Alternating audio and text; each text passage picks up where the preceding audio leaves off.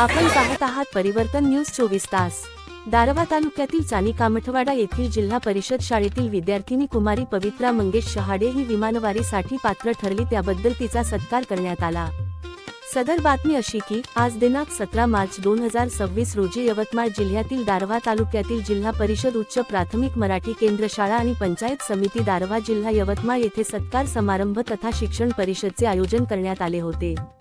या कार्यक्रमाचे अध्यक्ष श्रीमती क्रांतिताई खेडकर मॅडम, गटशिक्षण अधिकारी पंचायत समिती दारव्हा, तर प्रमुख अतिथी श्रीमान प्रमोद सूर्यवंशी साहेब, माजी प्राथमिक शिक्षण अधिकारी तथा महादीप उपक्रमाचे जनक श्रीमती प्रणिता गाढवे मॅडम, विस्तार अधिकारी शिक्षण तथा महादीप उपक्रमाचे संयोजक राजकुमार भुयर सर, समन्वयक महादीप आदी मान्यवर उपस्थित होते। पात्र मुलीची बैलगाडीतून लेझिम तालावर मिरवणूक काढण्यात आली होती, असे आमचे प्रतिनिधी करण राठोड यांनी कळविले। धन्यवाद।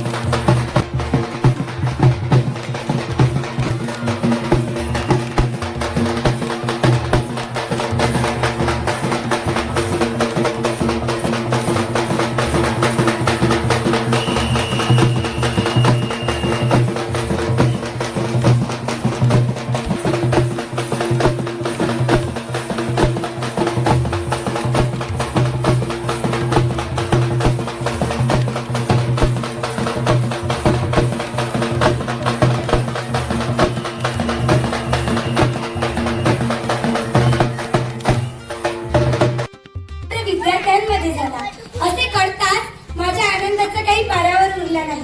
मी ही परीक्षा पास करू शकले ते म्हणजे माझ्या पालकांच्या आशीर्वादाने, माझ्या शिक्षकांच्या मार्गदर्शनाने आणि माझ्या स्वतःच्या प्रयत्नानेच मी ही परीक्षा पास करू शकले।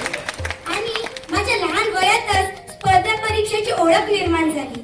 महादीप परीक्षेत मिळालेल्या यशामुळे माझा आत्मविश्वास वाढला आणि आता मला मोठ्या स्पर्धा परीक्षांमध्येही प्रावीण्य मिळवून माझ्या शाळेचे, माझ्या गावाचे, माझ्या तालुक्याचे आणि माझ्या जिल्ह्याचे नाव उज्ज्वल करायचे आहे।